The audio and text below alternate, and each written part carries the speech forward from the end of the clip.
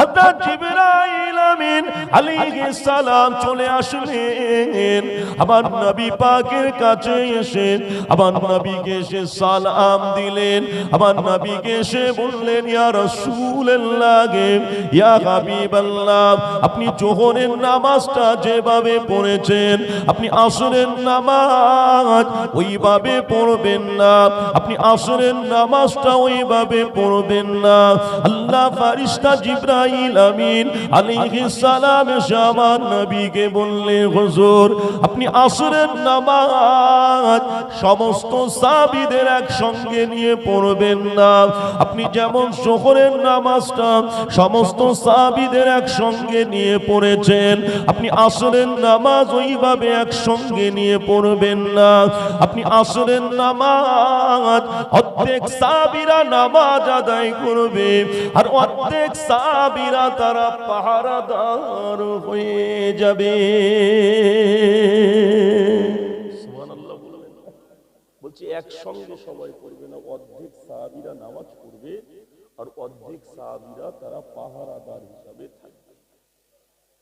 এখন এদিকে কুরাইশরা যে ভেবেছে যে জোহরের সময় হয়নি, আসরের সময় মুসলমানদের উপরে হামলাটা করবে, কিন্তু দেখতে পাওয়া গেল খালিদ ইবনে ওয়ালিদ চিন্তা করছে কি ব্যাপার, আমরা যে এইটা চিন্তা ভাবনা করেছি এটা তো আমরা মুসলমানদের কাছে সংবাদটা তো দেই নাই, তাহলে কিভাবে খবরটা পেয়ে গেল? খবরটা যিনি দিয়েছেন তিনি হলেন আল্লাহ। ফারিস্তা জিবরাইল আমিনকে দিয়ে সংবাদটা পাঠিয়ে দিয়েছেন। জোরে বলুন সুবহানাল্লাহ। এখন দেখতে পাওয়া গেল আসরের নামাজ হয়ে গিয়েছে। আসরের নামাজের পরে সোনার চাঁদেরা, সোনা মানিকেরা, আমার আব্বা জানেরা, দেখতে পাওয়া গিয়েছে এদিকে কুরাউল গামিম থেকে কিছুটা এসে খালিদ ইবনে ওয়ালিদ তারা 200 ঘোড় সওয়ার নিয়ে বাইতুল্লাহ শরীফ যাওয়ার রাস্তাতেই দাঁড়িয়ে রয়েছে। কথা বুঝতে পেরেছেন? তারপরে বাইতুল্লাহ শরীফে যেতে গেলে কুরাউল গামিমের উপর দিয়ে যেতে হবে, আর সেই জায়গাতেই খালিদ ইবনে ওয়ালিদ এবং তানার 200 ঘোড় সাওয়ার, তিনি 200 ঘোড় সাওয়ার নিয়ে দাঁড়িয়ে রয়েছেন। প্রিয় নবী বললেন, সাহাবীরা একটা কাজ করো, আমরা তো এখানে এসেছি উমরা করার জন্য, অর্থাৎ আমরা ওই রাস্তাটা দিয়ে যাব না, ওরা তো ওখানে দাঁড়িয়ে রয়েছে যুদ্ধ করার জন্য, অর্থাৎ আমরা তো যুদ্ধের পক্ষে নয়, অর্থাৎ ওই রাস্তাটা দিয়ে যাব না, আমরা অন্য রাস্তা দিয়ে বাইতুল্লাহতে যাব। কথা বুঝতে পেরেছেন? আল্লাহ রাসূল কি করলেন, সাহাবীদেরকে সঙ্গে করে নিয়ে কুরাউল গামিম হয়ে বাইতুল্লাহতে না গিয়ে অন্য রাস্তা দিয়ে আল্লাহ রাসূল বাইতুল্লাহতে যাওয়ার জন্য 1400 সাহাবীকে নিয়ে আসছেন। আস্তে আস্তে একটা জায়গার নাম হলো হুদাইবিয়া। আচ্ছা, হুদাইবিয়াটা কি এটা কোনো জায়গার নাম? না, হুদাইবিয়াটা হলো একটা কূপের নাম। এই হুদাইবিয়াতে নবী পাক সাল্লাল্লাহু আলাইহি ওয়াসাল্লাম সাহাবীদেরকে নিয়ে চলে এসেছেন।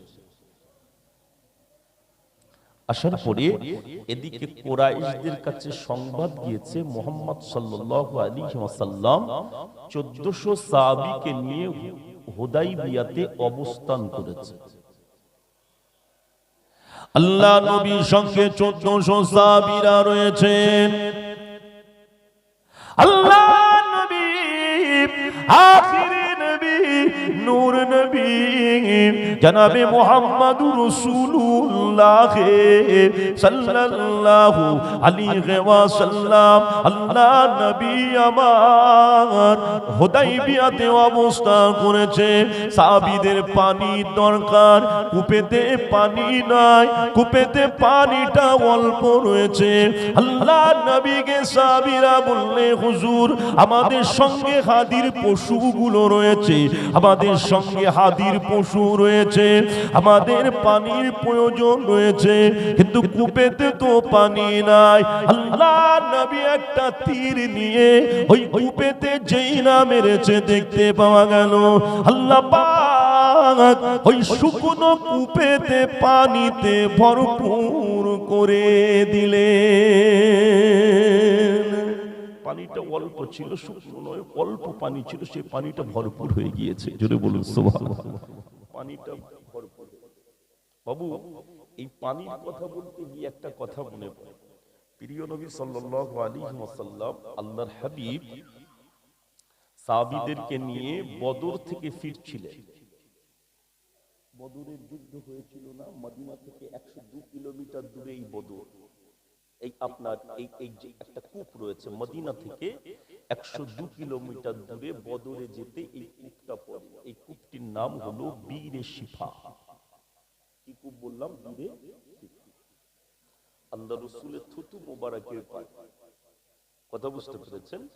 নবী পাক সাল্লাল্লাহু আলাইহি ওয়াসাল্লাম সাহাবীদেরকে নিয়ে বদর থেকে ফিরছিলেন। সাহাবীরা সব ক্লান্ত হয়ে গিয়েছে, পানি পিপাসা লেগেছে। একটা কূপের কাছে সাহাবীরা গিয়ে দেখলেন ওই কূপের পানিটা লবণাক্ত পানি, নোনতা পানি। কথা বুঝতে পেরেছেন? সাহাবীরা বললেন, হুজুর খুব তো পানি পিপাসা লেগেছে, কিন্তু এ তো নোনতা পানি, এ পানি তো পান করা বড় কষ্ট। আল্লাহ নবী ওই কূপের কাছে গেলেন। আল্লাহ নবী, আখিরি নবী, নূর নবী জনাবে মুহাম্মদুর রাসূলুল্লাহ সাল্লাল্লাহু আলাইহি ওয়াসাল্লাম ওই কূপের পাশে গিয়ে নবী পাকের মুখের লালা মোবারক ওই কূপেতে দিলেন। আল্লাহ নবীর মুখের লালা মোবারক দেওয়ার সঙ্গে সঙ্গে আল্লাহ ওই পানিটাকে মিঠা পানি করে দিয়েছিলেন। আপনারা যারা গিয়েছেন তারা সে পানি পান করেছেন। আমি গুনাহগার কয়েকবার গিয়েছি, বীরে শিফার পানি নিজে পান করেছি। এই পানিটা খেতে যেন কচি নার ডাবের পানির মতো। কথা বুঝতে পেরেছেন? বীরে শিফা মদিনা শরীফ থেকে 102 কিলোমিটার দূরে এই কূপটি আছে। কথা বুঝতে পেরেছেন? আল্লাহর হাবিব আখিরি নবী জনাবে মুহাম্মদুর রাসূলুল্লাহ সাল্লাল্লাহু আলাইহি ওয়াসাল্লাম নবী পাক বললেন, এই নবী পাক সাল্লাল্লাহু আলাইহি ওয়াসাল্লাম তীর ওই কূপের ভিতরে মারলেন আর পানিতে ভরপুর। আল্লাহ নবী হুদায়বিয়াতে রয়েছেন। আল্লাহ নবী আখিরি নবী জনাবে মুহাম্মদুর রাসূলুল্লাহ সাল্লাল্লাহু আলাইহি ওয়াসাল্লাম নবী আমার হুদায়বিয়াতে রয়েছে। এই খবরটা মক্কার কুরাইশদের কাছে পৌঁছে গেল। মক্কার কুরাইশরা একটা মিটিং ডাকলেন। মিটিংটা ডেকে সিদ্ধান্ত করা হলো মুহাম্মদকে কোনোভাবে মক্কায় ঢুকতে দেওয়া যাবে না। আল্লাহ নবীকে কাবাতে ঢুকতে দেবেন না, বাইতুল্লাহ শরীফ নবীকে তাওয়াফ করতে দেবেন না।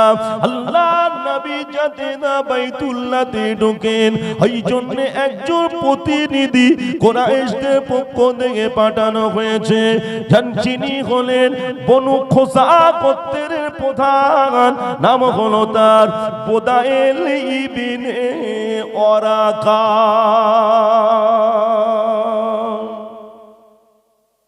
বনু খোসা গোত্রের প্রধান বুদাইল ইবনে ওয়ারাকাকে কুরাইশদের পক্ষ থেকে পাঠানো হচ্ছে যে মুহাম্মদ সাল্লাল্লাহু আলাইহি ওয়াসাল্লাম কোনোভাবেই যেন মক্কায় প্রবেশ না করে। দেখেন কেমন, ওটা তো নবীজির জন্মভিটা, কিন্তু তাও নবীকে বলছে বাইতুল্লাহতে ঢুকতে। রাসূল পাক সাল্লাল্লাহু আলাইহি ওয়াসাল্লামের জন্মভিটা, তাও নবীকে বলছে ঢোকা হবে। আল্লাহ রাসূলের কাছে বুদাইল ইবনে ওয়ারাকা আসলেন। নবীজি বললেন, বুদাইল, আমি তো উমরা করার জন্য এসেছি, আমাকে একটু উমরা করার সুযোগ দাও। বুদাইল ইবনে ওয়ারাকা বললেন, না, আপনার ঢুকতে দেওয়া যাবে না, আপনাকে মক্কায় ঢুকতে দেব না। আল্লাহ রাসূল বারবার বললেন, বুদাইল ইবনে ওয়ারাকা ফিরে চলে আসেন। এসে উনি এই কথাটা কুরাইশদের কাছে গিয়ে বললেন, মুশরিকদের কাছে এই কথাটা বললেন, কুরাইশ লিডারদের কাছে গিয়ে শোনালেন। কথা বুঝতে পেরেছেন? এখন দেখতে পাওয়া গেল ওনারা আবার চিন্তা ভাবনা করলেন, তাহলে আর একজনকে ওখানে পাঠানো যাক। এবারে কাকে পাঠাবেন? এবারে পাঠানো হচ্ছে, নাম হলো তার উরওয়া ইবনে মাসউদ সাকাফি। উরওয়া ইবনে মাসউদ সাকাফি উনি আসছে। এখন উনি এসে বললেন, মুহাম্মদ ফিরে চলে যান, আপনি বাইতুল্লাহতে মক্কা শরীফে ঢুকবেন না, আপনাকে ঢুকতে দেওয়া হবে না। নবীজি বললেন, উরওয়া ইবনে মাসউদ সাকাফি, আমি তো উমরা করার জন্য এসেছি, একটু সুযোগ দেন আমাকে। বললেন হবে। উরওয়া ইবনে মাসউদ সাকাফি আল্লাহর রাসূলকে বললেন, মুহাম্মদ সাল্লাল্লাহু আলাইহি ওয়াসাল্লাম, আপনি তো 1400 লোক নিয়ে এসেছেন, যদি যুদ্ধ লেগে যায় আপনার 1400 লোক কেউ আপনার পাশে থাকবে, সব পালিয়ে যায়। অর্থাৎ আপনি একটা কাজ করেন, আপনি ফিরে চলে যান। কিন্তু এই কথাটা জানার সামনে বলছেন, তিনি হলেন নবী পাক সাল্লাল্লাহু আলাইহি ওয়াসাল্লামের প্রাণপ্রিয় সাহাবী হযরত আবু বকর সিদ্দিক রাদিয়াল্লাহু তাআলা আনহু, যিনি নবীকে জীবনের থেকে বেশি ভালোবাসেন। সুবহানাল্লাহ, সুবহানাল্লাহ। এখন নবীর সাহাবীর সামনে যদি এরকম কথা বলেন, সাহাবী চুপ করে থাকবে বলে মনে হয়? আবু বকর হুজুর ব্যক্তিটি নরম না গরম? নরম মানুষ ছিলেন, কিন্তু উরওয়া ইবনে মাসউদ সাকাফির কথাটা শুনে খুব গরম হয়ে বললেন, এই উরওয়া ইবনে মাসউদ সাকাফি, তুমি জানো না আমরা আমাদের নবীকে কতটা ভালোবাসি? আমরা আমাদের নবীকে জীবনের থেকে বেশি মহব্বত করি। নবীর জন্য আমরা জীবন দিয়ে দিতে রাজি, তবে নবীকে ছেড়ে চলে যেতে রাজি নয়। বলুন সুবহানাল্লাহ। হাদিস শরীফের মধ্যে এসেছে, উরওয়া ইবনে মাসউদ সাকাফি, উরওয়া ইবনে মাসউদ সাকাফিকে আরো অনেক কথাই বলেছিলেন আবু বকর হুজুর, গরম হয়ে গিয়েছে। উরওয়া ইবনে মাসউদ সাকাফি বলেছিলেন যে ইনি কে? সবাই বললেন ইনি হলেন আবু কফার পুত্র। উরওয়া ইবনে মাসউদ সাকাফি বললেন, আমি আজকে ছেড়ে দিতাম না, তবে জীবনে অনেক উপকার করেছিল বলে ছেড়ে দিলাম। উরওয়া ইবনে মাসউদ সাকাফি এবারে নবী পাক সাল্লাল্লাহু আলাইহি ওয়াসাল্লামের দাড়িটাকে ধরেছে। আমি ষষ্ঠ হিজরি আলোচনা করছি আপনাদের কাছে। নবী পাক সাল্লাল্লাহু আলাইহি ওয়াসাল্লাম নবীজির দাড়িটাকে উরওয়া ইবনে মাসউদ সাকাফি ধরেছে, ধরে বললেন, মুহাম্মদ আপনি ফিরে চলে যান, সাল্লাল্লাহু আলাইহি ওয়াসাল্লাম, আপনি ফিরে চলে যান, আপনি মক্কায় যাবেন। আল্লাহ নবী বললেন, উরওয়া ইবনে মাসউদ সাকাফি, আমি তো মক্কায় যুদ্ধ করার জন্য যাই না, আমি তো উমরা করার জন্য এসেছি। আমাকে একটু বাইতুল্লাহ শরীফে ঢুকতে দাও, আমাকে বাইতুল্লাহ শরীফ তাওয়াফ করতে দাও। আল্লাহ নবী, আখিরি নবী, নূর নবী জনাবে মুহাম্মদুর রাসূলুল্লাহ সাল্লাল্লাহু আলাইহি ওয়াসাল্লাম আমার নবীকে যখন বারবার উরওয়া ইবনে মাসউদ সাকাফি দাড়িতে হাত দিয়ে এরকম কথা বলছিলেন, ওই সময়তে আমার নবী পাকের একজন সাহাবী, যার নাম হলো মুগিরা ইবনে শুবা, আল্লাহ নবীর একজন সাহাবী, এই মুগিরা ইবনে শুবা উরওয়া ইবনে মাসউদ সাকাফিকে বলেছিলেন, হে উরওয়া ইবনে মাসউদ সাকাফি, আমার নবীর মুখের থেকে হাতটাকে নামিয়ে নে। আল্লাহ নবীর মুখে যে হাতটা দিয়ে রেখেছিস, আমার নবীর মুখে হাত দেওয়াটা আমরা সহ্য করতে পারি না। উরওয়া ইবনে মাসউদ সাকাফি বললেন, এই লম্বা তরোয়াল দিয়ে গর্দনটা নামিয়ে দেব, নবীর মুখের থেকে হাতটা যদি না নামা খুব বড় হয়ে যায়। কথা বুঝতে পেরেছেন? তাহলে সাহাবীরা দেখছে উরওয়া ইবনে মাসউদ সাকাফি সব সময় দাড়িতে হাত দিচ্ছেন নবী। কথা বুঝতে পেরেছেন? এখন দেখতে পাওয়া গেল কি, উরওয়া ইবনে মাসউদ সাকাফি ফিরে কুরাইশদের কাছে গিয়ে বললেন, দেখো আমি কাইসারা, কিসরা, নাজ্জাসির মতো বাদশাদের কাছে প্রতিনিধি হিসাবে গিয়েছি, তাদের কাছে গিয়ে দেখেছি তাদের ভক্তরা তাদেরকে কেমন ভালোবাসে, আর মুহাম্মদ সাল্লাল্লাহু আলাইহি ওয়াসাল্লামের সাহাবীরা তারা তাদের নবীকে কতটা ভালোবাসে। বললেন, কি দেখলেন? উরওয়া ইবনে মাসউদ সাকাফি বললেন, মুহাম্মদ সাল্লাল্লাহু আলাইহি ওয়াসাল্লাম যখন ওযু করেন, ওই ওযুর পানিটা সাহাবীরা মাটিতে ফেলতে দেন না, ওযুর পানিটা হাত দিয়ে ধরে নিয়ে তারা তাদের গায়ে মুখে মাখতে থাকে। সুবহানাল্লাহ বললেন না? একটু মহব্বতের সাথে দরুদ শরীফ পড়েন তো, আল্লাহুম্মা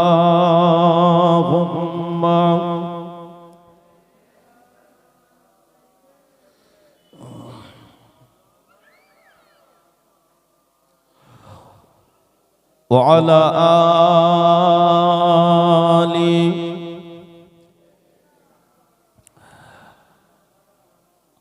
আমার এই মনেরই সেই কামনা সোনার মদিনা, আমার এই মনেরই সেই কামনা সোনার মদিনা।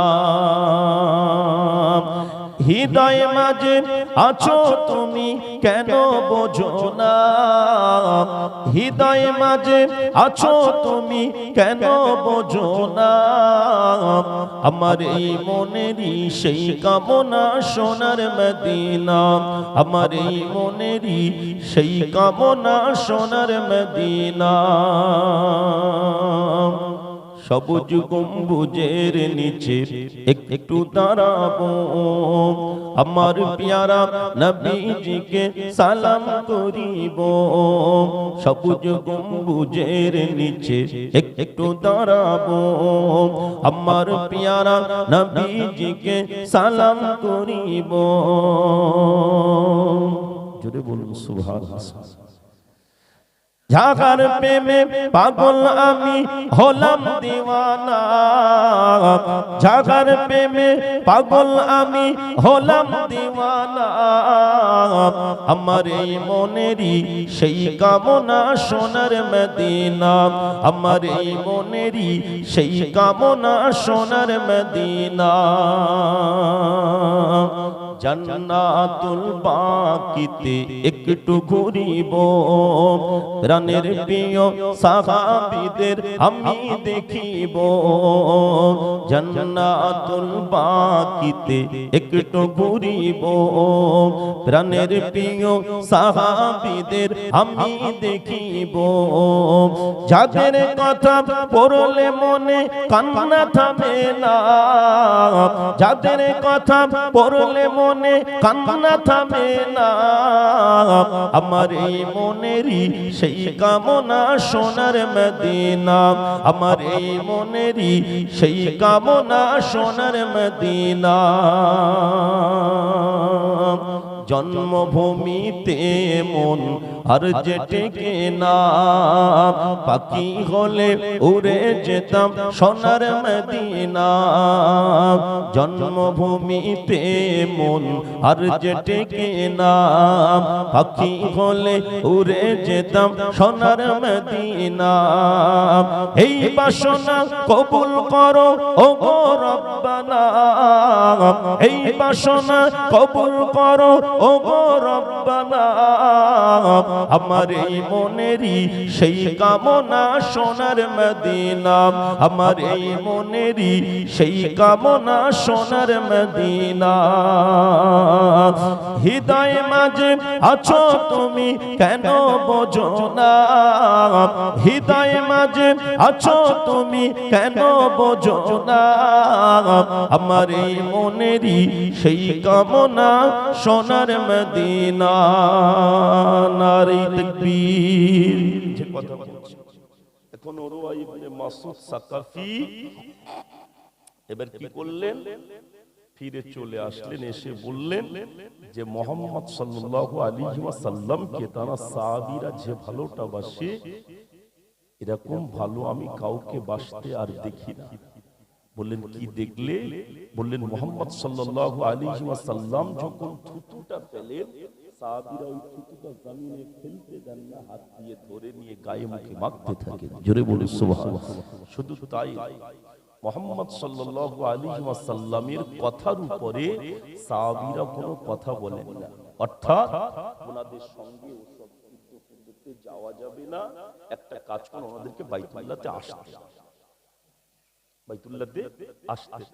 তখন মক্কার কুরাইশরা বললেন যে তুমি গ্রামের সাদা মাথা মূর্খ মানুষ, তোমার জ্ঞান বুদ্ধি নেই, তুমি জানো মুহাম্মদ সাল্লাল্লাহু আলাইহি ওয়াসাল্লামকে উমরা করতে মক্কায় ঢুকতে দিলে তাহলে উনি হামলা করে দিয়ে বেরিয়ে যাবে। কথাটা কি তাই? কথাটা তো তাই না। আল্লাহর রাসূল তো উমরা করবে, কিন্তু তাদের মনের ভিতরে এরকম কথা বুঝতে পেরেছেন। আল্লাহর রাসূল সাল্লাল্লাহু আলাইহি ওয়াসাল্লামকে মক্কায় ঢুকতে দেবেন না বলে চিন্তা করলেন। এবারে আপনার চিন্তা করলেন ওনারা একজনকে আবার পাঠানো হবে। এবার যাকে পাঠানো হচ্ছে নাম হলো তার হুলাইস বিন আলকামা। এই হুলাইস বিন আলকামা উনি আসছেন আল্লাহর রাসূলের কাছে। আল্লাহ নবীর কাছে হুলাইস বিন আলকামা আসছে। আল্লাহ নবী ওই হুলাইস বিন আলকামাকে দেখে সাহাবীদের দিকে তাকিয়ে বললেন, ও সাহাবীরা, এটা হুলাইস বিন আলকামা আসছে। ইনি হাদির পশুদেরকে বড়ই সম্মান করে, ইনি হাদির পশুদেরকে বড় সম্মান করে।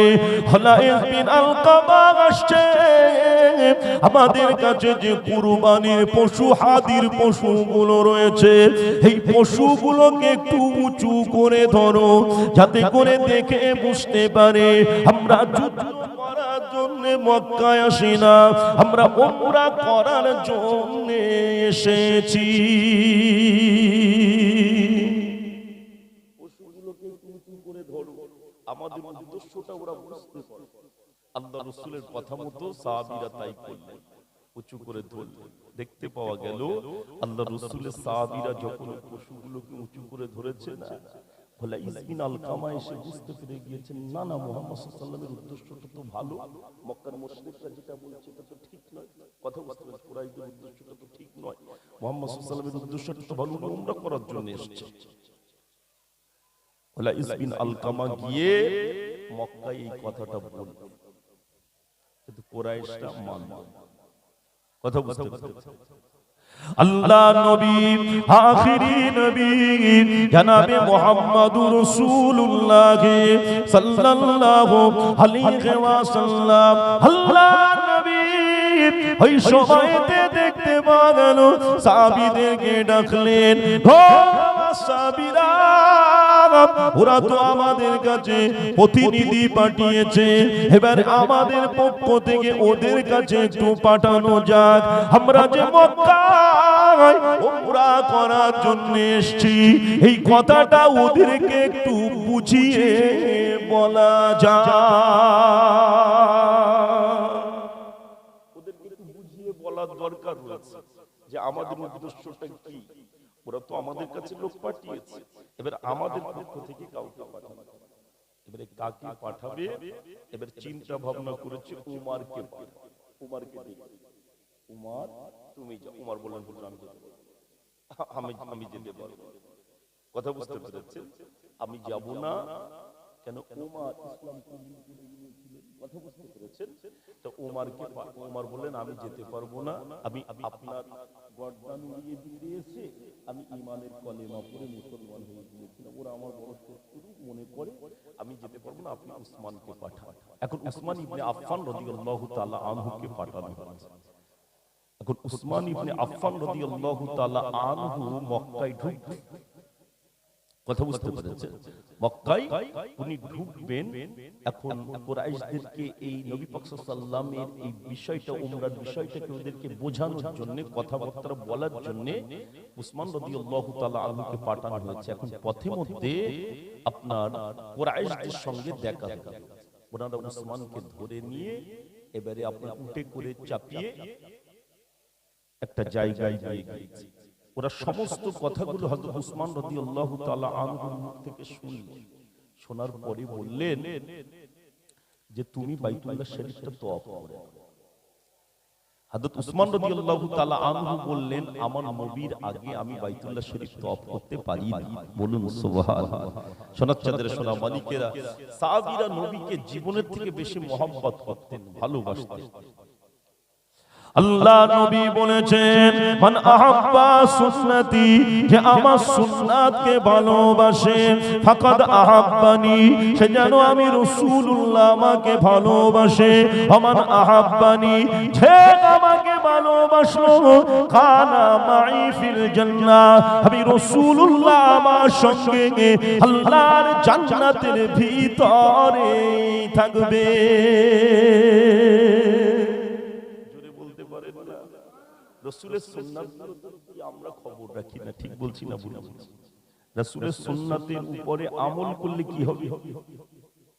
আল্লাহ নবী বলেছেন মান তামাসসাকা বিসুন্নতি ইনদা ফাসাদি উম্মতি ফালাহু আজরুহু মিয়াতা শাহীদ। আল্লাহ নবী বললেন আখিরি জামানায়, ফিতনা জামানায় যদি কোনো আমার উম্মত একটা সুন্নাতের উপরে আমল করে, একটা সুন্নাতের উপরে আমল করেন, আল্লাহ ওই ব্যক্তির নামায় আমালে একটা সুন্নাতের বিনিময় 100 শহীদের সওয়াব দিয়ে দেবে।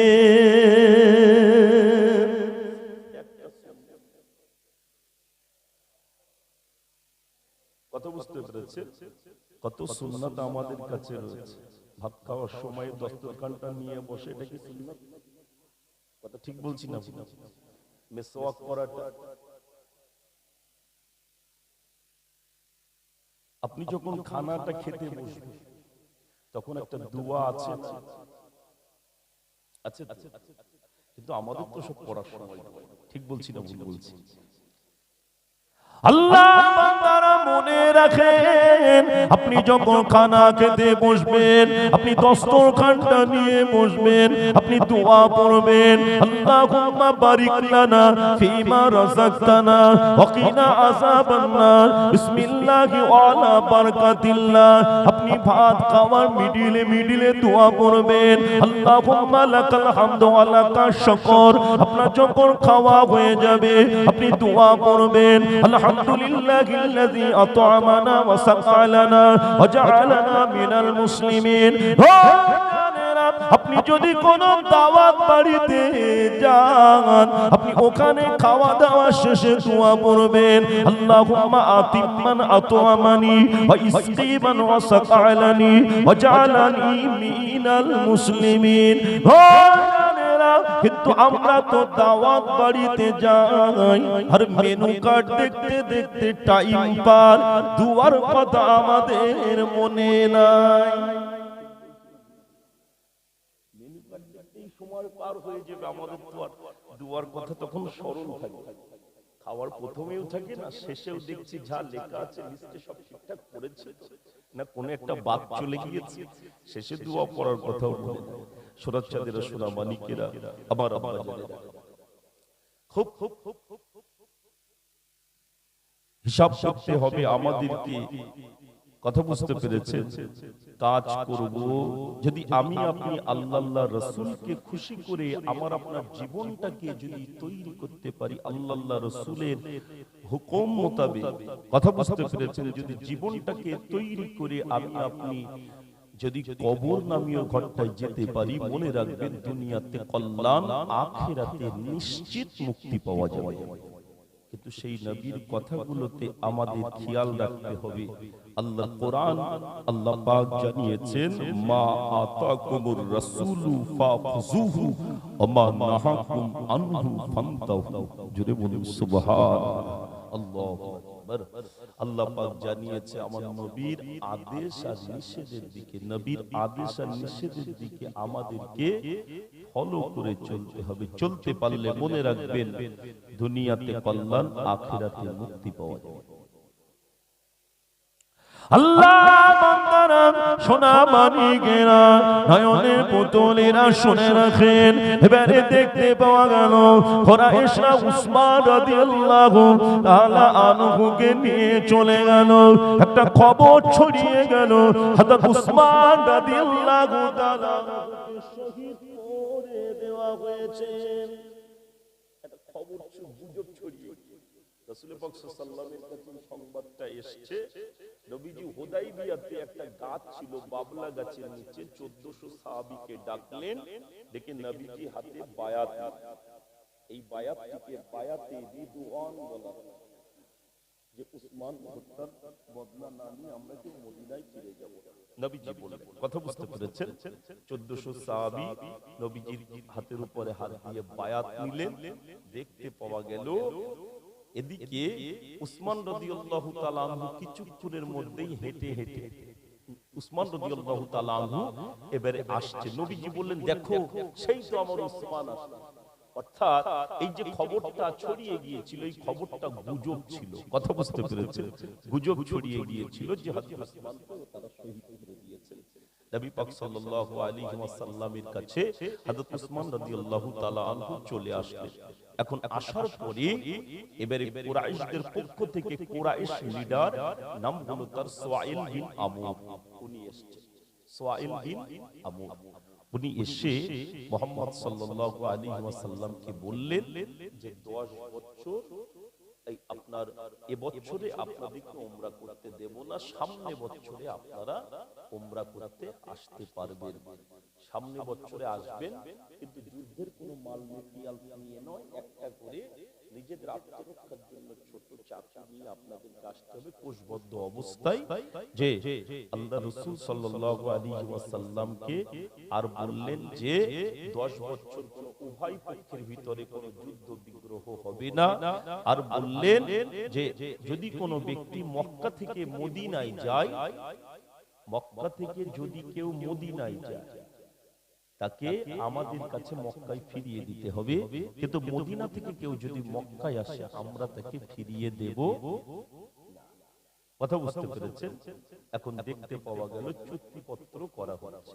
হুদাইবিয়ার যে সন্ধিটা বলা হয়, এই আপনার এই হুদাইবিয়াতে এই সন্ধিটা করা হয়েছিল, চুক্তিপত্রটা করা হয়েছিল। লেখার দায়িত্ব দেওয়া হলো হযরত আলী কাররামুল্লাহ ওয়াজহুর হাতে। হযরত আলী লিখছে, হযরত আলী কাররামুল্লাহ ওয়াজহুর হাতে লেখার দায়িত্বটা দেওয়া হলো। ও যুবকেরা, মুরব্বিরা, শুনে রাখেন, হযরত আলী কাররামুল্লাহ ওয়াজহু লিখছে, বিসমিল্লাহির রহমানির রহিম। সুয়াইল বিন আমর বললেন, বিসমিল্লাহির রহমানির রহিম লেখা যাবে না। বললেন কি লিখতে হবে? বললেন ওখানে লেখেন বিসমিকা আল্লাহুম্মা। নবীজি বললেন তাই লেখো। নবীজি বললেন তাই লেখো, সেটাই লেখো। এবারে লেখা হচ্ছে মুহাম্মদুর রাসূলুল্লাহ সাল্লাল্লাহু আলাইহি ওয়াসাল্লাম আর সুয়াইল বিন আমরের পক্ষ থেকে একটা চুক্তিপত্র, সন্ধিপত্র। সুয়াইল বিন আমর বললেন মুহাম্মদুর রাসূলুল্লাহ লেখা যাবে না। মুহাম্মদকে যদি রাসূল বলে মেনে নিতাম তাহলে তো সমস্যা মিটেই গেল। অর্থাৎ রাসূলুল্লাহ লেখা যাবে না, ওখানে লিখতে হবে মুহাম্মদ ইবনে আব্দুল্লাহ। এখন আলী তো লিখে ফেলেছে। আল্লাহ নবীর জামাতা হযরত আলী বললেন, হুজুর আমি তো লিখে ফেললাম। আল্লাহ নবী বললেন, বাবা আলী, ওই যে মুহাম্মাদুর রাসূলুল্লাহটা লিখেছো, ওই মুহাম্মাদুর রাসূলুল্লাহটা কেটে দিয়ে ওখানে লিখে দাও মুহাম্মদ ইবনে আব্দুল্লাহ। আল্লাহ নবীর জামাতা হযরত আলী বললেন, হুজুর আপনি আল্লাহ রাসূল, কিন্তু আমি কি করে রাসূলুল্লাহটা কাটি আমি পারবো না। আল্লাহ নবী বললেন, আলী আমি তোমাকে বলছি তুমি ওটা কেটে দাও। আল্লাহ নবীর জামাতা হযরত ওমরকে ডাকলেন, ও নবী সাহাবী ওমর, আমার নবী কি আল্লাহ রাসূল নয়? আমার নবী কেন রাসূলটা কেটে দিতে বলছেন? হযরত ওমর চুপ মেরে আছেন। নবী সাহাবী হযরত আবু বকর সিদ্দিক রাদিয়াল্লাহু তাআলা আনহু রয়েছেন, সবাই চুপ মেরে আছেন। আল্লাহ নবী বললেন, বাবা আলী, ও বাবা আলী, কোন জায়গাতে মুহাম্মাদুর রাসূলুল্লাহটা লিখেছো আমাকে একটু দেখিয়ে দাও। আল্লাহ নবীকে দেখিয়ে দেওয়া হলো। নবী আমার নিজে ওই জায়গাটায় মুহাম্মাদুর রাসূলুল্লাহটা কেটে দিয়ে মুহাম্মদ ইবনে আব্দুল্লাহ করে দিলেন।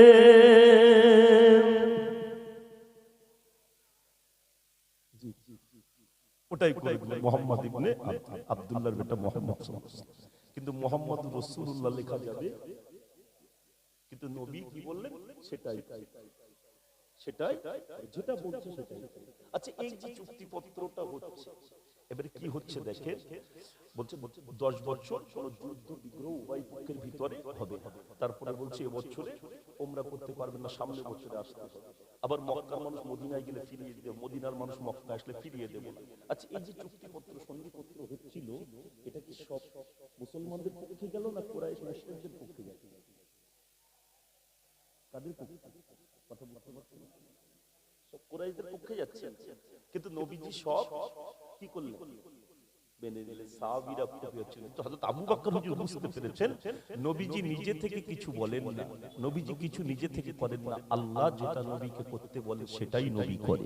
জোরে বলুন, সোনার চাঁদের সোনা মানিকেরা, আমার আব্বা জানেরা, আল্লাহ রাসূল সাল্লাল্লাহু আলাইহি ওয়াসাল্লাম যখন চুক্তিপত্রটা করলেন, সন্ধিপত্র করলেন, হয়ে গেল, এবারে সাহাবীদেরকে নবীজি বললেন যে চুক্তিপত্র যখন হচ্ছিল, আপনার শৈশবটা শুধু বাকি রয়েছে, এরকম একটা সময় একজন ব্যক্তি, ইনি অন্য কেউ নয়, ইনি হলেন সুয়াইল বিন আমরের বেটা, নাম হলো তার আবু জিন্দাল। কথা বুঝতে পেরেছেন? এই আবু জিন্দাল নবীর কাছে এসে বলছেন, হুজুর আপনি আমাকে একটু মদিনায় নিয়ে চলেন, আপনি আমাকে মদিনায় নিয়ে চলেন। এই দেখেন আমার হাতে চিকন দেওয়া, পায়ে চিকন দেওয়া, আমাকে পাহাড়ের পাথরের সঙ্গে বেঁধে রেখে দিয়েছিল। আমি শুনেছি আপনি হুদায়বিয়াতে এসেছেন, আমি এসেছি, আমাকে একটু সাথে করে নিয়ে চলেন। বাবু, কুরাইশ লিডার সুয়াইল বিন আমরের বেটা কিন্তু আবু জিন্দাল। কথা বুঝতে পেরেছেন? রাদিয়াল্লাহু তাআলা ইসলাম কবুল করে নিয়েছেন। এখন দেখতে পাওয়া গেল সুয়াইল বিন আমরের সামনে যখন আবু জিন্দাল এসে নবীকে বলছিলেন, হুজুর আমাকে মদিনায় নিয়ে চলেন, ওই সময় সুয়াইল বিন আমর বললেন, না, মদিনায় নিয়ে যাওয়া হবে না। কেন? চুক্তিতে তো লেখা হয়েছে মক্কার মানুষ মদিনায় গেলে ফিরিয়ে দিতে হবে, আর মদিনার মানুষ মক্কায় আসলে ফিরিয়ে দেব। আল্লাহ নবী বললেন, ও বাবা সুয়াইল বিন আমর, আবু জিন্দালকে আমার কাছে দিয়ে দাও, আমি আবু জিন্দালকে মদিনায় নিয়ে যেতে চাই, আবু জিন্দালকে মদিনায় নিয়ে যাব। ওই সময়তে সুয়াইল বিন আমর বললেন, আবু জিন্দাল হলো মক্কারই মানুষ, আপনি তাকে মদিনায় নিয়ে যেতে পারেন না। আল্লাহ নবী বললেন, ও বাবা আবু জিন্দাল, সবর করো, ধৈর্য ধরো, আল্লাহ পাক খুব শীঘ্রই বিজয় দিয়ে দেবে। জোরে বলতে পারেন না? সবর করো, একটু ধৈর্য ধরো। আবু জিন্দাল, সোনার চাঁদের সোনা মানিকেরা, আমার আব্বা জানেরা বারবার বলছিলেন, হুজুর আমাকে একটু সাথে করে নিয়ে চলেন। নবীজি বললেন যে চুক্তিপত্র যখন হয়ে গিয়েছে, সুয়াইল বিন আমর যখন আমাদের কাছে দিচ্ছে না, কিছু তো এখানে আর করার নাই, অর্থাৎ সবর করো, সবর করো, ধৈর্য ধরো। দেখতে পাওয়া গেল আল্লাহর রাসূল এবার সাহাবীদেরকে বললেন, সাহাবীরা ইহরামের কাপড়টা তোমরা মাথাটাকে মণ্ডন করো, হাদির পশুগুলোকে জবহ করে তোমরা এহরামটাকে খুলে ফেলো। সাহাবীরা সব এত দুঃখ পেয়েছেন, কষ্ট পেয়েছেন, এহরাম খুলতে চাচ্ছেন। কেন বলেন তো? ধরেন মদিনা থেকে মক্কায় আপনার উমরা করার নিয়তে এসেছেন, হ্যাঁ, আপনার যদি উমরা না করে ফিরে যেতে হয়, কষ্টটা লাগে কি লাগে? কষ্ট লাগে। এখন খুব কষ্ট লেগেছে, সাহাবীরা ইহরাম খুলছেন না, মাথা মুন্ডন করছেন না, হাদির পশুগুলোকে জবহ করছেন না, খুব কষ্ট পেয়েছেন। কথা বুঝতে পেরেছেন? আল্লাহর রাসূল গিয়ে আম্মা জান হযরত উম্মে সালমা রাদিয়াল্লাহু তাআলা আনহার কাছে গিয়ে সব ঘটনা বললেন। আম্মা জান উম্মে সালমা রাদিয়াল্লাহু তাআলা আনহা ছিলেন নবীর সঙ্গে ওই তাবুতে। আম্মা উম্মে সালমা রাদিয়াল্লাহু তাআলা আনহাকে গিয়ে নবীজি সব কথা বললেন। আম্মা জান উম্মে সালমা রাদিয়াল্লাহু তাআলা আনহাকে আল্লাহর নবী বলেছিলেন, ও আমার বিবি উম্মে সালমা, ওই দেখো আমি সাহাবীদেরকে ইহরাম খুলতে বললাম, সাহাবীরা ইহরাম খুলছে না, সাহাবীরা হাদির পশুগুলোকে জবহ করছে না, তারা মাথা মুন্ডন করছে না।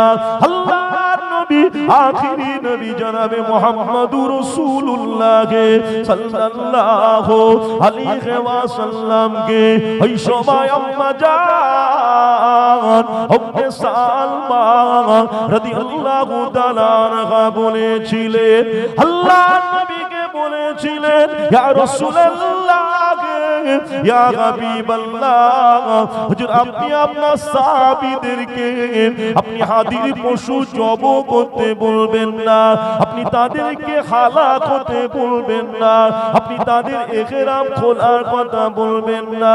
আল্লাহ নবীকে আম্মা জান উম্মে সালমা রাদিয়াল্লাহু তাআলা আনহা বললেন, হুজুর আপনি প্রথমে নিজের ইহরাম খুলুন, হালাক হন, মাথা মুন্ডন করেন, আপনি হাদির পশু জব করেন। আল্লাহ নবীকে আম্মা জান উম্মে সালমা রাদিয়াল্লাহু তাআলা আনহা বললেন, হুজুর আপনি যখন এইগুলো নিজে করবেন আপনাকে দেখে সাহাবীরা একে একে সবাই করতে থাকবে। জোরে বলুন না সুবহানাল্লাহ। আপনাকে আর বলতে হবে না, আপনি যদি আপনার মাথা মুন্ডন করেন, আপনি যদি হাদির পশুকে জব করেন, আপনি যদি ইহরাম খুলে ফেলেন, সাহাবীদেরকে আর বলতে হবে না, আপনাকে দেখে সাহাবীরা এগুলো করে নেবে। জোরে বলুন সুবহানাল্লাহ। সোনার চাঁদের সোনা মানিকেরা, আম্মা জান উম্মে সালমা রাদিয়াল্লাহু তাআলা আনহা নবীকে বললেন, আল্লাহর রাসূল সেগুলো করলেন, দেখতে পাওয়া গেল আল্লাহর রাসূলকে দেখে সাহাবীরাও একে একে হাদির পশুকে জব করলেন, ইহরামের আপনার মাথা মুন্ডন করলেন, ইহরামের কাপড় খুলে ফেললেন। সাহাবীরা এবারে সবাই মদিনায় ফিরে আসছে। আল্লাহ নবীর সাহাবীদের মনটা যেন খারাপ। আল্লাহ পাক কোরআনের আয়াত দিয়ে জানিয়ে দিলেন, ইন্না ফাতাহনা লাকা ফাতাহাম মুবিনা। ও জানেরা, আল্লাহ নবী সাহাবীদেরকে বলেছিলেন, সাহাবীরা আল্লাহ পাক কোরআনের আয়াত দিয়ে এই মুহূর্তে জানিয়ে দিয়েছেন, আল্লাহ পাক আমাদের সুস্পষ্ট বিজয় দিয়েছে।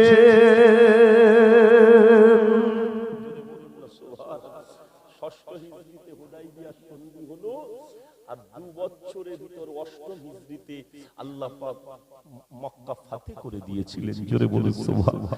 10,000 সাহাবীকে নিয়ে নবীজি ফাতে মক্কা করেছিলেন।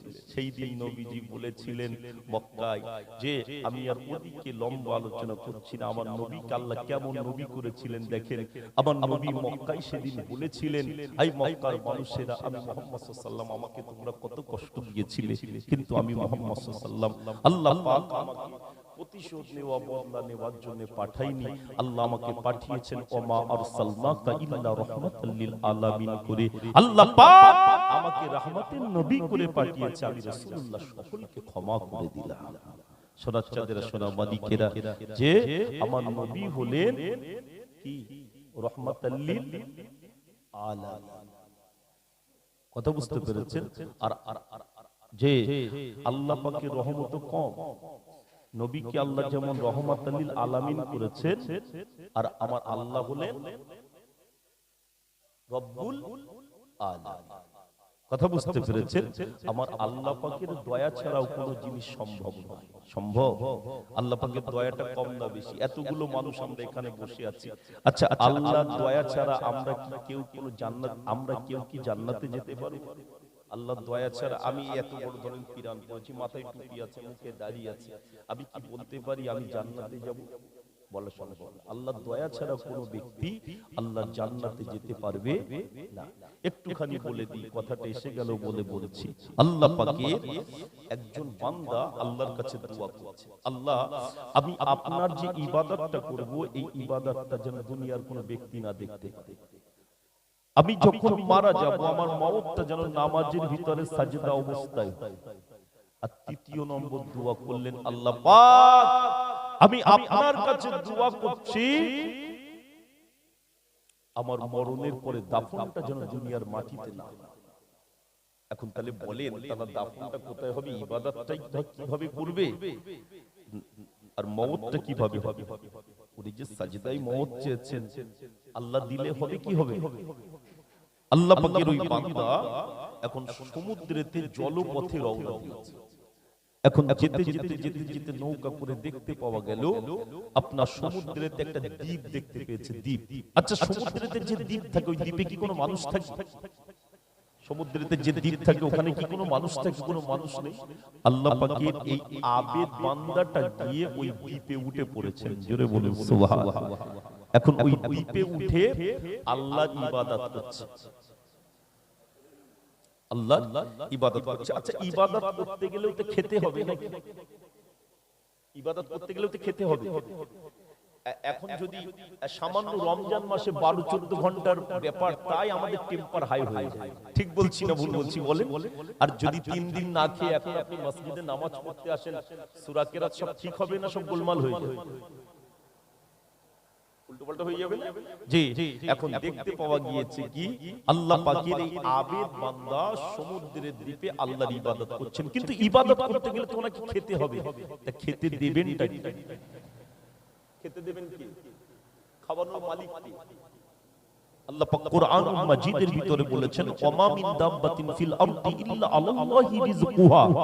আমি আপনি তো দূরের কথা, সমুদ্রের গভীরে যদি ছোট্ট একটা কীট পতঙ্গ হেঁটে যায়, ওর পায়ের শব্দটাও আল্লাহ শুনতে পায়, ওর আহারের ব্যবস্থাটাও আল্লাহ করে থাকে। সুবহানাল্লাহ বললেন না? সরচ্চাদের সোনা মালিকেরা, আমার আব্বা জানেরা। আচ্ছা, আল্লাহ সমুদ্রের তলায় খাওয়াতে পারে? আল্লাহ। এবার শুনে একটা আলোচনা এসে গেল বলে বলেছি, কথা বুঝতে পেরেছেন? আমি কিন্তু আপনার হুদাইবিয়া সন্ধির আলোচনা করছিলাম 6ষ্ঠ হিজরিতে, ওই আলোচনাটা রেখে ওদিকে আর বাড়ালাম না। একটা কথা এসে গেল বলে এবার আলোচনাটা একটু এদিকে নিয়ে আসলাম আপনাদের কাছে। খুব খেয়াল করে শুনেন, আল্লাহ সমুদ্রের তলাতে খাওয়াতে পারে কিনা? আল্লাহ পাকের একজন বান্দা 40 বছর ধরে অন্ধ মায়ের খিদমত করেছে। আচ্ছা, যে মায়ের চোখ নেই আর যে মায়ের চোখ আছে, এই দুইজনের খিদমত করতে একই কষ্ট না কম বেশি আছে? কম বেশি।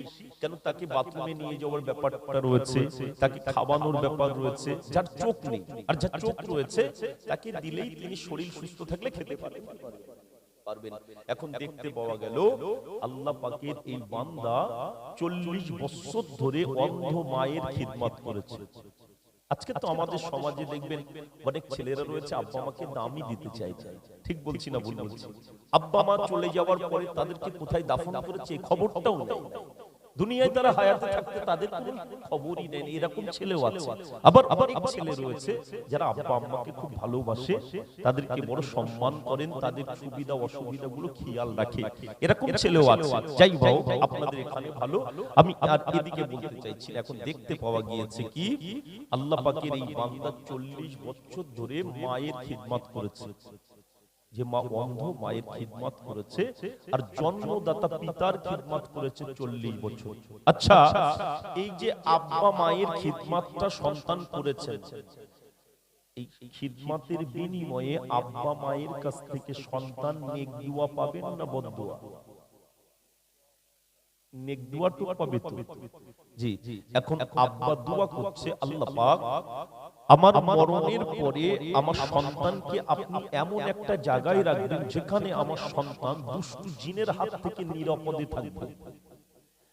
আর আম্মা দোয়া করছে, আল্লাহ আপনি আমার সন্তানকে আমার মরণের পরে এমন একটা জায়গায় রাখবেন যেখানে আমার কলিজার টুকরা সন্তানের আহারের ব্যবস্থাটা হয়ে যাবে। এখন আব্বা মা দোয়া করেছে, দোয়া কবুল হবে কি বাকি থাকবে? আব্বা মায়ের দোয়া কবুল হয় কি হয়? এখন দেখতে পাওয়া গিয়েছে আব্বাও চলে গিয়েছেন, মাও চলে গিয়েছে। এখন আব্বা মাকে হারিয়ে সন্তানের মনটা বড় খারাপ, সমুদ্রের ধারে দাঁড়িয়ে রয়েছেন। আল্লাহ পাক দেখতে পাওয়া গেল ওই বান্দার সামনে আপনার সমুদ্রেতে মিডিলে একটা গম্বুজ ভাসিয়ে দিয়েছেন। সবুজ রঙের একটা বিশাল বড় গম্বুজ ভেসে উঠেছেন। আল্লাহ পাকের ওই বান্দা গম্বুজটিকে দেখে আল্লাহকে বলছেন, আল্লাহ এত সুন্দর গম্বুজ দূর থেকে দেখতে লাগছে, আপনি যদি গম্বুজটিকে একটু সামনে এনে দিতেন তাহলে একটু ভালো করে দেখতাম। আচ্ছা বাবু, বান্দা বান্দির অন্তরে কি হয় সেটা দুনিয়ার মানুষ না জানলেও আল্লাহ জানে। কি জানে? দেখতে পাওয়া গেল ওই সমুদ্রেতে, ওই সমুদ্রের মিডিলে যে গম্বুজটি ছিল, ওই গম্বুজটি ভেসে ভেসে ভেসে ভেসে আল্লাহ পাকের ওই বান্দার সামনে এনে আল্লাহ হাজির করে দিয়েছে। সুবহানাল্লাহ বললেন না? এখন দেখতে পাওয়া গেল গম্বুজটি সামনে এসেছে, আল্লাহর বান্দা গম্বুজটিকে দেখছে আর আল্লাহকে বলছেন, আল্লাহ গম্বুজটি দেখতে এত সুন্দর লাগছে, বাইরে থেকে যদি আপনি একটা দরওয়াজা খুলে দিতেন তাহলে ভিতরে কি আছে আমি দেখতাম। বাবু, আপনি একটা বাড়ির সামনে গিয়েছেন, বাড়িটা 2 কোটি টাকা খরচা করে করেছেন, গেটটা লাগানো আছে ধরেন 2 লাখ টাকা দাম, আপনি গেটের সামনে দাঁড়িয়ে রয়েছেন, বাড়িটা আপনি দেখতে পাচ্ছেন, আপনার এক বন্ধুর বাড়ি, আপনি আপনার ওই বন্ধুর সঙ্গে দেখা করেছেন, তার সঙ্গে আপনার দেখাটা গেটের মুখেই হয়েছে, আপনি বাইরে থেকে বাড়িটা দেখছেন, আপনার তো মনটা চাইবে যদি বাইরে থেকে দেখতে বাড়িটা এত সুন্দর লাগে, যদি 5টা মিনিট আমাকে ভিতরে নিয়ে যেতেন, কেমন করেছে একটু দেখতাম। ঠিক বলছি না ভুল বলছি? এটা হয় কি হয় না? আল্লাহর বান্দার মনে মনে হচ্ছে, অন্তরে হচ্ছে যে আল্লাহ পাক যদি এই গম্বুজের একটা দরওয়াজা খুলে দিত, বাইরে থেকে দেখতে যখন এত সুন্দর লাগছে, না জানি এর ভিতরে কি আছে। আল্লাহর বান্দার অন্তরে যখন এটা হতে লেগেছে, সঙ্গে সঙ্গে ওই গম্বুজের একটা দরওয়াজা খুলে গিয়েছে। আল্লাহর বান্দা ওই গম্বুজের ভিতরে প্রবেশ করছে। আল্লাহ পাকের ওই বান্দা গিয়ে গম্বুজের ভিতরে প্রবেশ করেছেন। আল্লাহ পাক ওই গম্বুজটিকে নিয়ে সমুদ্রের তলায় দিয়ে দিয়েছেন, তলদেশে পাঠিয়ে দিয়েছেন। আল্লাহ পাক একদিন একজন নবীকে ডাকলেন, ওই নবীটির নাম ছিল নবী সুলাইমান আলাইহিস সালাম। এখন সুলাইমান নবীকে ডেকেছে। বাবু, সুলাইমান নবী জিনেদের বাদশা ছিলেন। সুলাইমান নবী পশু পাখিদের কথা বুঝতে পারতেন। একদিন সুলাইমান নবী কি করেছেন? নবী সুলাইমান আলাইহিস সালাম আসছেন সৈন্য সামন্তদেরকে নিয়ে, আর পিঁপড়ার বাদশা পিঁপড়াদেরকে বলছে, দেখো সেই নবী সুলাইমান আসছে, তাড়াতাড়ি করে আমাদের গন্তব্যস্থলের ভিতরে সবাই চলো চলো চলো, আমরা সুলাইমান নবীর সৈন্য সামন্ত আমাদেরকে পদপিষ্ট করে ফেলবে। নবী সুলাইমান আলাইহিস সালাম ওই পিঁপড়ার বাদশাকে নিজের হাতে তালুর উপরে রেখে বলছে, তুমি পিঁপড়াদের বাদশা? তা বলছে হ্যাঁ। তা বলছে, আমি একজন বাদশা, জানো তো আমি বাদশাহী করি, আমার একটা সিংহাসন আছে, তোমার কি কোনো সিংহাসন আছে নাকি? সুলাইমান নবীকে পিঁপড়ার বাদশা জবাব দিলেন, নবী সুলাইমান, আমি এখন যে সিংহাসনে আছি সবচাইতে দামি সিংহাসন। নবী সুলাইমান আলাইহিস সালাম বললেন, কোথায় তোমার সিংহাসন? বললেন, আমার সিংহাসন হলো নবী সুলাইমান আলাইহিস সালামের হাতের তালু। জোরে বলুন সুবহানাল্লাহ। কারণ নবীদের হাতের দাম, পয়গম্বরদের হাতের দামটা কি আমাদের মতো? আমাদের হাত, নবীদের, নবী আলাইহিস সালামদের হাত তুলতে দেরি হয়, দোয়া কবুল হতে দেরি হয়। আল্লাহ কবুল করেন। সোনার চাঁদের সোনা মানিকেরা, আমার নয়নের পুতুলিরা, দেখতে পাওয়া গেল নবী সুলাইমান আলাইহিস সালাম আল্লাহ পাকের নবী। আল্লাহ পাক সুলাইমান নবীকে ডেকেছে। নবী সুলাইমান একটা জিনিস দেখবে, বললেন, আল্লাহ কোথায় দেখা যাবে? বললেন, দেখতে যদি চাও সমুদ্রের ধারে চলে এসো। সুলাইমান নবী সমুদ্রের ধারে এসেছে। আল্লাহ পাক বললেন, নবী সুলাইমান, এই সমুদ্রের তলাতে একটা গম্বুজ রয়েছে, ওই গম্বুজটিকে আনলে তুমি দেখতে পাবে। আল্লাহ নবী সুলাইমান আলাইহিস সালাম, আল্লাহ পাকের পয়গম্বর নবী সুলাইমান আলাইহিস সালামকে ওই সময়েতে আল্লাহ পাক জানিয়ে দিয়েছিলেন, নবী সুলাইমান ওই সমুদ্রের নিচে একটা গম্বুজ রয়েছে, ওই গম্বুজটাকে আনলে দেখতে পাবেন। আল্লাহ নবী সুলাইমান আলাইহিস সালাম ওই সময়েতে সুলাইমান নবীর কাছে একজন থাকতেন, যার নাম হলো আসিফ ইবনে বারখিয়া। এই আসিফ ইবনে বারখিয়াকে আল্লাহ নবী সুলাইমান আলাইহিস সালাম বলেছিলেন, ও বাবা আসিফ ইবনে বারখিয়া, যাও চলে যাও ওই সমুদ্রের তলা থেকে ওই গম্বুজটাকে নিয়ে এসো। সুলাইমান নবীর কথা মতো আসিফ ইবনে বারখিয়া চলে আসলেন। আল্লাহ নবী সুলাইমান আলাইহিস সালাম দেখতে পায় আসিফ ইবনে বারখিয়া ওই গম্বুজটিকে তুলে যখন নিয়ে আসলেন, ওই গম্বুজের একটি দরওয়াজা নয়, ওই গম্বুজের 4টি দরওয়াজা খোলা আছে। কিন্তু আশ্চর্যের বিষয় হলো 4টি দরওয়াজা খোলা বটে, কিন্তু এক ফোঁটা পানি ভিতরে প্রবেশ করে। জোরে বলুন সুবহানাল্লাহ।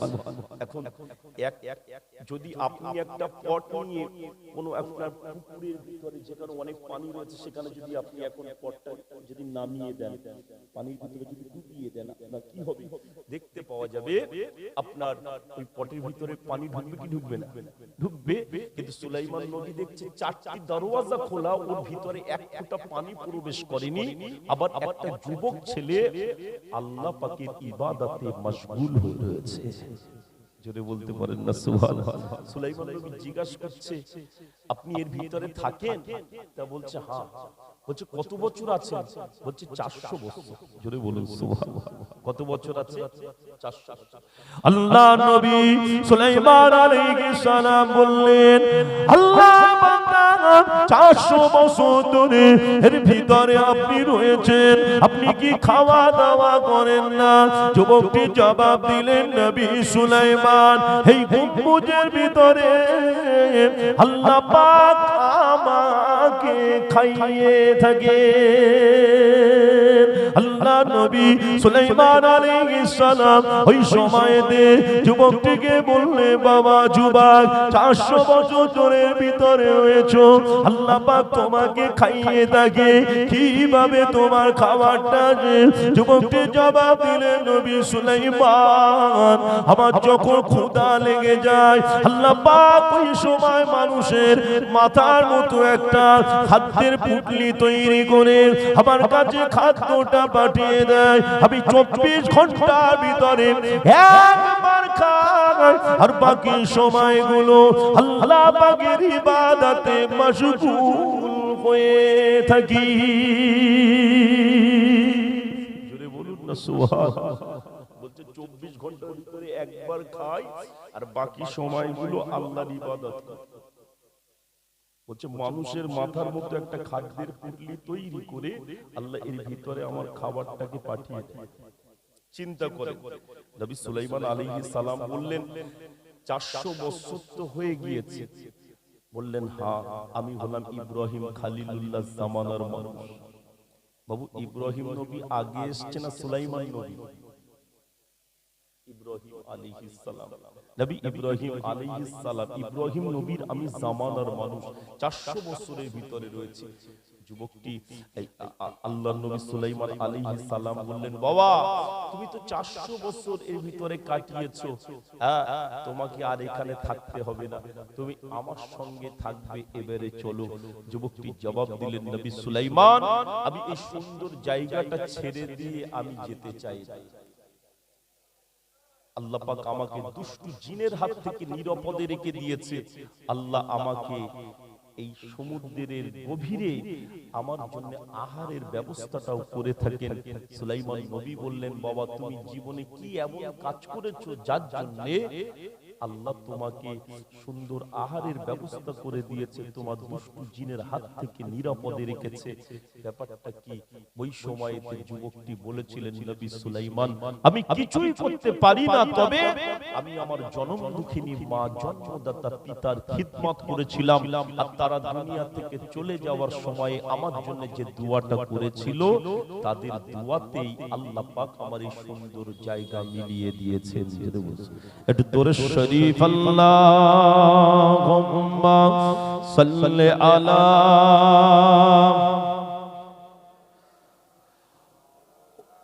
ওয়া আলা আলি।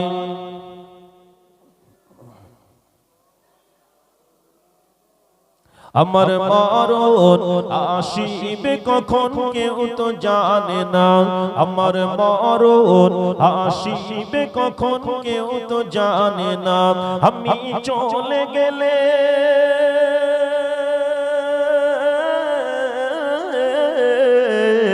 আমি চলে গেলে আমায় তোমরা ভুলে যেও না, আমি মরে গেলে আমায় তোমরা ভুলে যেও না।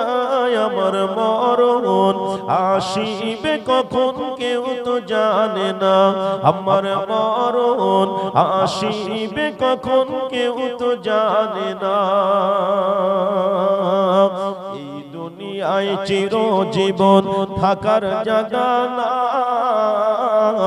অন্ধকার কবর যে আমার আসল ঠিকানা। এই দুনিয়ায় চিরজীবন থাকার জায়গা না, অন্ধকার কবর যে আমার আসল ঠিকানা। সবাই রেখে আমায় চলে যাবে, সঙ্গী হবে না। সবাই রেখে আমায় চলে যাবে, সঙ্গী হবে না। আমার মরণ আসিবে কখন কেউ তো জানে না, আমার মরণ আসিবে কখন কেউ তো জানে না। কবর মাঝে আব্বা মাকে দেখা যাবে না, দেখবো যাকে তিনি হলেন শাহে মদিনা। জোরে বলুন সুবহানাল্লাহ। কবর মাঝে আব্বা মাকে দেখা যাবে না, দেখবো যাকে তিনি হলেন শাহে মদিনা। বুঝবো সেদিন নবী বিনে আপন কেহ না, বুঝবো সেদিন নবী বিনে আপন কেহ না। আমার মরণ আসিবে কখন কেউ তো জানে না, আমার মরণ আসিবে কখন কেউ তো জানে না। আমার তোমার কে আপন একটু ভাবো না, আপন যিনি তিনি কাঁদেন সোনার মদিনা। আমার তোমার কে আপন একটু ভাবো না, আপন যিনি তিনি কাঁদেন সোনার মদিনা। সেই নবীর দিদার পেতে চলো মদিনা, সেই নবীর দিদার পেতে চলো মদিনা। আমার মরণ আসিবে কখন কেউ তো জানে না, আমার মরণ আসিবে কখন কেউ তো জানে না। নারে তাকবীর। সোনার চাঁদেরা যে কথা বলছিলাম, তাহলে 400 বছর ধরে সমুদ্রের তলাতে আপনার খাইয়েছেন কে? আল্লাহ খাওয়াতে পারে কি পারেন? কথা বুঝতে পেরেছেন? এখন সমুদ্রের দ্বীপে আল্লাহ পাকের ওই আবেদ বান্দাকে, আবেদ বান্দা আল্লাহর ইবাদত করছেন, তাহলে আল্লাহ কি ওনাকে খাওয়াবেন না? খাওয়াবেন তো। এখন দেখতে পাওয়া গেল আল্লাহর আবেদ বান্দার জন্য আল্লাহ পাক ওই সমুদ্রের দ্বীপেতে একটা সুন্দর মিষ্টি ঝর্ণা পানির ব্যবস্থা করে দিয়েছেন। জোরে বলুন, আল্লাহ ব্যবস্থা করে দিয়েছেন। আচ্ছা, সমুদ্রেতে আল্লাহ পাক একটা মিষ্টি ঝর্ণা পানির ব্যবস্থা করতে পারে বাবু? ইসমাঈল নবীর পায়ের আঘাতে আল্লাহ পানির নহর জারি করে দিয়েছিলেন। আল্লাহুম্মা ইন্না আসআলুকা ইলমান নাফিআ, আল্লাহ আপনি আমার উপকারী ইলম দান করুন, ওয়া রিজকান ওয়াসিয়ান, আল্লাহ আপনি আমার রুজিতে বরকত দিন, ওয়া শিফা মিন কুল্লি দাইন, আল্লাহ আপনি আমার বিমারি থেকে শিফা দিন। এই দোয়াটা পড়তে হয় কখন? জমজম পানিটা যখন পান করা হয়। ওই পানিটা কোন পানি? নবী ইসমাঈল জবিউল্লাহর পায়ের আঘাতে জমজম খুব জারি হয়ে গিয়েছিলেন। কথা বুঝতে পেরেছেন? কিতাবের ভিতরে এসেছে ইসমাঈল নবীর পায়ের আঘাত হয়েছিল, আবার অনেক জায়গাতে এসেছে ইব্রাহিম নবীর ডানা দিয়ে, এই আল্লাহর ফেরেশতা জিবরাইল আমিন আলাইহিস সালাম ডানা দিয়ে আঘাত করেছিলেন, জমিন ফেটে আল্লাহ পানি জারি করে দিয়েছিলেন, যে ওখান থেকে পানি বাইর হচ্ছিল। দেখতে পাওয়া গেল আম্মা হাজেরা এসেছিলেন, এসে ওই পানির চতুর্দিকে বালি দিয়ে গাঁট করে দিয়েছিলেন, জমজম পানি জারি হয়েছিল। যাই হোক সোনার চাঁদেরা, আল্লাহ সবকিছুই পারেন। এখন সমুদ্রের দ্বীপে আল্লাহ পাক একটা মিষ্টি ঝর্ণা পানির ব্যবস্থা করে দিয়েছে। আল্লাহ পাক আর আবেদ বান্দার জন্য ওই মিষ্টি ঝর্ণা পানির ব্যবস্থা করে দিয়েছেন। আল্লাহ পাকের ওই আবেদ বান্দা শুধু কি মিষ্টি ঝর্ণা পানি খাবেন, আল্লাহ পাকের ওই আবেদ বান্দার জন্য আল্লাহ পাক ওই সমুদ্রের দ্বীপেতে একটা সুন্দর ডালিম গাছের ব্যবস্থা করে দিয়েছে। ওই সমুদ্রে দ্বীপেতে আল্লাহ পাকের ওই আবেদ বান্দা 500 বছর ধরে আল্লাহ পাকের ওই আবেদ বান্দা 500 বছর ধরে ওই সুন্দর ঝর্ণা মিষ্টি পানি আর ডালিম ফল খেয়ে আল্লাহ পাকের ইবাদত করেছিলেন। 500 বছর ওই সমুদ্রের দ্বীপে ডালিম ফল আর মিষ্টি ঝর্ণা পানি খেয়ে আল্লাহর ইবাদত করেছেন। এখন 500 বছর পরে আল্লাহর ওই আবেদ বান্দা সমুদ্রের দ্বীপেই নামাজের ভিতরে সাজদা অবস্থায় ইন্তেকাল করেছে। কথা বুঝতে পেরেছেন? এখন দেখতে পাওয়া গেল আল্লাহ পাক ফেরেশতাদেরকে ডেকে বলেন, ফেরেশতারা আমার আবেদ বান্দাকে নিয়ে আমি আল্লাহ আমার দয়াতে জান্নাতে দিয়ে দাও। কিসে বলছে? সোনা মালিকেরা আল্লাহ পাক কুরআনুল মাজিদের ভিতরে বলেছেন, কুলিয়া ইবাদি আল্লাযীনা আসরাফু আলা আনফুসিহিম, কুল আপনি বলুন ইবাদি আল্লাযীনা আসরাফু আলা আনফুসিহিম, তোমরা যারা নফসের উপরে, তোমরা যারা নিজেদের উপরে জুলুম করেছো, লা তাকনাতু মির রাহমাতিল্লাহ, আল্লাহর রহমত থেকে নিরাশ হয়ে যেও। ইন্নাল্লাহা ইয়াগফিরুয যুনুবা জামিআ, নিশ্চয়ই আল্লাহ পাক সমস্ত গুনাহকে ক্ষমা করেন। ইন্নাহু হুয়াল গফুরুর রহিম, আল্লাহ পাক অতি দয়ালু করুণাবান। জোরে বলুন। কথা বুঝতে পারছেন? আল্লাহর দয়া কম আছে? আল্লাহ পাক বলছে ফেরেশতারা আমার আবেদ বান্দাকে নিয়ে আমার দয়াতে জান্নাতে দিয়ে দাও, আমার দয়াতে জান্নাতে দিয়ে দাও। আল্লাহর আবেদ বান্দা বললেন, আল্লাহ পাক আমি আপনার দয়াতে জান্নাতে যাব না, আপনার দয়াতে জান্নাতে যাব না। কিসে জান্নাতে যাবে? আল্লাহর আবেদ বান্দা বললেন, আল্লাহ পাক 500 বছর ধরে আমি যে ইবাদত করেছি, আমি আমার ইবাদতের বিনিময় আল্লাহ আপনার জান্নাতে যেতে চাই। আল্লাহ বললেন ফেরেশতারা আমার আবেদ বান্দা আমার দয়াতে জান্নাতে যাবে না বলছে, ইবাদতে যাবে বলছে। তাহলে একটা কাজ করো, আমার আবেদ বান্দার 500 বছরের ইবাদত একদিকে রাখো, আর আমি আল্লাহ যে নিয়ামতগুলো দিয়েছিলাম, এই চোখটা আল্লাহর নিয়ামত, হাত, হার্ট, কিডনি, লিভার, এগুলো আল্লাহর নিয়ামত, শরীরের প্রত্যেকটা পার্ট। কথা বুঝতে পেরেছেন? যে দেখতে পাওয়া গেল আল্লাহ পাক বললেন এই সমস্ত নিয়ামতের ভিতর থেকে শুধু চোখের নিয়ামতটা নিয়ে একদিকে রাখে, আর 500 বছরের ইবাদত নিয়ে আরেকদিকে রাখে। যদি ইবাদত ভারী হয়ে যায় তাহলে আমার আবেদ বান্দা জান্নাতে চলে যাবে, নিয়ামত ভারী হলে জাহান্নাম।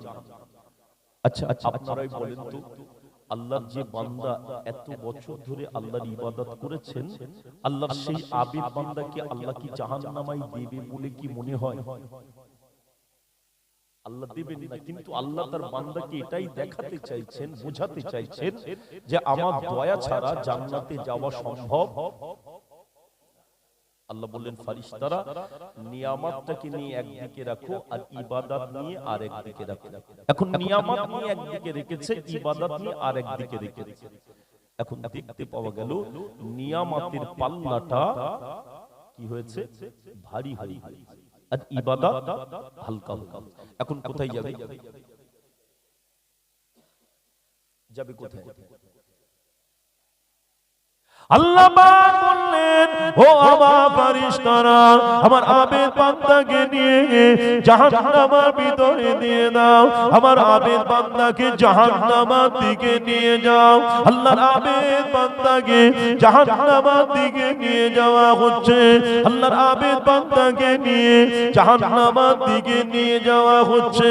জাহান্নাম গরম জায়গা, জাহান্নামের তাপে আল্লাহ পাকের আবেদ বান্দার গলাটা যেন শুকিয়ে যাচ্ছে, বড় পানি পিপাসা লেগে গিয়েছে। আল্লাহ পাকের আবেদ বান্দা বলতে লাগলেন, আল্লাহ পাক পিপাসায় যেন বুকটা ফেটে যাচ্ছে, বড় কষ্ট হচ্ছে, আপনি একটু পানির ব্যবস্থা করে দেন। আল্লাহ পাক বললেন, ফারিস্তারা, আমার আবেদ বান্দা আজকে যে পানি খাবে বলছে, এই পানিটা আমি টাকার বিনিময়ে দেব না, আমি পয়সার বিনিময়ে দেব না। আল্লাহ বললেন, ও আমার ফারিস্তারা, আমার আবেদ বান্দাকে বলো আজকে দিনে এক গ্লাস পানির দাম হলো 500 বছরের ইবাদত।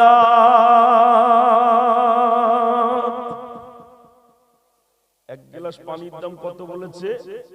500 বছরের ইবাদত। এখন আবেদ বান্দা চিন্তা করছে, সমুদ্রের দ্বীপেতে তো 500 বছর আল্লাহর ইবাদত করেছিলাম, এখন সেই ইবাদতটা তো আমার স্টকে জমা রয়েছে, তাহলে ওটা দিয়ে দিলেই হয়ে যাবে। এখন আল্লাহ পাক ওই এক গ্লাস পানি দিতে বললেন ফারিস্তাদেরকে, এক গ্লাস পানি দিলেন আর 500 বছরের ইবাদত নিলেন। এখন পানি পান করলেন কিন্তু পিপাসা মেটেনি। আল্লাহর আবেদ বান্দা বললেন, আল্লাহ আর একটা গ্লাস পানি হলে খুব ভালো হতো, পিপাসাটা তো মেটেনি। আল্লাহ বললেন, ফারিস্তারা, আমার আবেদ বান্দাকে বলো এক গ্লাস পানিতে 500 বছরের ইবাদতটা তো সব শেষ, আর তো নেই, আবার যে পানি খাবে বলছে আবার তো 500 বছরের লাগবে, আর আছে নাকি? এক গ্লাস পানিতে 500 বছরের ইবাদত টেনে নিয়েছে, এই আপনার এক গ্লাস পানিতে 500 বছরের ইবাদত সব টেনে নিয়েছে, আর তো নেই, আবার যে খাবে বলছে তাহলে 500 বছরের লাগবে, আর ইবাদত আছে? আর তো নেই। আল্লাহ পাকের আবেদ বান্দাকে আল্লাহ পাক বললেন, ফারিস্তারা, আমার আবেদ বান্দাকে বলো এক গ্লাস পানির দাম যদি 500 বছরের ইবাদত হয়, ফারিস্তারা, আমার আবেদ বান্দাকে আমি 500 বছর ধরে সমুদ্রের দ্বীপে ডালিম ফল খাইয়েছিলাম, ওই ডালিম ফলটার দাম কত? আমার আবেদ বান্দাকে জিজ্ঞাসা করো, যদি এক গ্লাস পানির দাম 500 বছরের ইবাদত হয়, তাহলে 500 বছর ধরে সমুদ্রের দ্বীপে আমি মিষ্টি ঝর্ণা পানি খাইয়েছিলাম, ওই পানিটার দাম কত? আল্লাহ পাকের আবেদ বান্দা কাঁদতে লেগে গেল, আল্লাহ পাক আপনি যদি এইভাবে আমাকে দেখতে থাকেন, আমি জান্নাতে যেতে পারবো না, আমি আমার ইবাদতের বিনিময়ে নয়, আমি আপনার দয়াতে জান্নাতে যেতে চাই। জোরে বলুন না সুবহানাল্লাহ। এক গ্লাস পানির দাম যদি 500 বছরের ইবাদত হয়, তাহলে 500 বছর ধরে সমুদ্রের দ্বীপে ডালিম ফল খাইয়েছে, 500 বছর ধরে সমুদ্রের দ্বীপে ওই মিষ্টি শরবত পানি খাইয়েছি, তাহলে এর দামটা কত? আল্লাহর আবেদ বান্দা ওই সময়তে বললেন, আল্লাহ আপনি যদি এইভাবে আমাকে দেখতে থাকেন, তাহলে আমি জান্নাতে যেতে পারবো না, আমি আমার ইবাদতের বিনিময়ে নয়, আপনার দয়াতে জান্নাতে যেতে চাই। আল্লাহ পাকের রহমতের দরিয়ায় জোশ মেরে উঠলেন। আল্লাহ বললেন, ফারিস্তারা, আমার আবেদ বান্দা আমার দয়ার দিকে তাকিয়েছে, আমি আল্লাহ আমার আবেদ বান্দাকে আমার রহমতের জান্নাতে দিয়ে দিলাম, যাও আমার আবেদ বান্দাকে নিয়ে আমার দয়াতে জান্নাতে দিয়ে দাও। জোরে বলি সুবহানাল্লাহ। আল্লাহর দয়া ছাড়া সম্ভব নয়। সোনার চাঁদেরা, সোনা মালিকেরা, তাহলে আবার এরকম মনে করবেন না আল্লাহ দয়া ছাড়া যখন জান্নাতে যেতে পারবো না, তাহলে নামাজ কালাম কিছু পড়ার দরকার নেই, আল্লাহ দয়া হলে চলে যাবো। ঠিক বলছি না? বলছি না? বান্দার উপরে তো আল্লাহর দয়া সেই সময় হবে বান্দা যখন আল্লাহর ইবাদত করবে। ঠিক বলছি না? ভুল বলছি? সোনার চাঁদেরা, সোনা মালিকেরা, আমার নয়নের পুতুলিরা, আমার আব্বা জানেরা, একটু প্রাণ খুলে মহব্বতের সাথে দরুদ শরীফ আল্লাহুম্মা। ভাইরা কেউ আছে?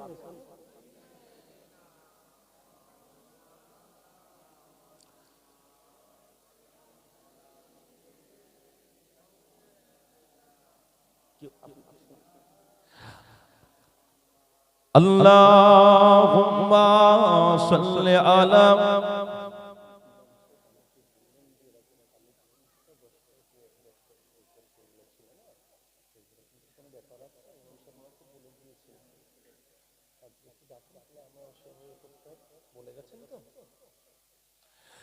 কলমা লা ইলাহা ইল্লাল্লাহ, লা ইলাহা ইল্লাল্লাহ, লা ইলাহা ইল্লাল্লাহ, মুহাম্মাদুর রাসূলুল্লাহ। আল্লাহুম্মা সাল্লি আলা